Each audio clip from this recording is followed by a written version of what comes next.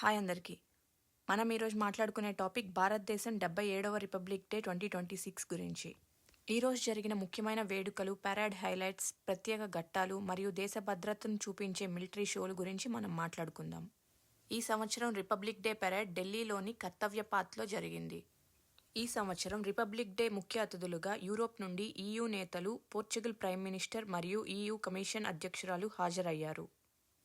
భారతదేశం 77వ రిపబ్లిక్ డేని సంస్కృతి, ఆర్థిక పురోగతి మరియు రక్షణా శక్తిని విశాలమైన ప్రదర్శనతో జరుపుకుంది. ఈ ప్రదర్శనలో మిసైళ్లు, విమానాలు మరియు ఆపరేషన్ సింధూర్లో ఉపయోగించిన ఆయుధ వ్యవస్థలు చోటు చేసుకున్నాయి. ఈ సంవత్సరం రిపబ్లిక్ డే థీమ్గా వందే మాతరం 150 సంవత్సరాలు అని నిర్ణయించబడింది. పెరేడ్లో భారత్ తన వికాస యాత్ర, సాంస్కృతిక వైవిధ్యం మరియు సైనిక శక్తిని ప్రదర్శించింది. ఇండియన్ ఆర్మీ, నేవీ మరియు ఎయిర్ ఫోర్స్ ప్రెసిషన్ మార్చులు జరిగాయి. ఈసారి శుభంషు శుక్లాకి అశోక చక్ర అవార్డు లభించింది. ఆయన భారత స్పేస్ ప్రోగ్రాంకు మరియు డిఫెన్స్ రంగంలో చేసిన సేవలకు ఇది గౌరవం.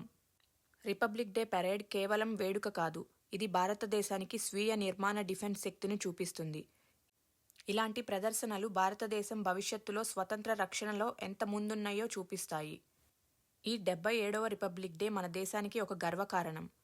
పెరేడ్, సైనిక శక్తి, సాంస్కృతిక ఘట్టాలు మరియు ప్రత్యేక అవార్డులు మనందరినీ ప్రేరేపిస్తున్నాయి. మీకు ఈ వీడియో నచ్చితే లైక్, షేర్ అండ్ సబ్స్క్రైబ్.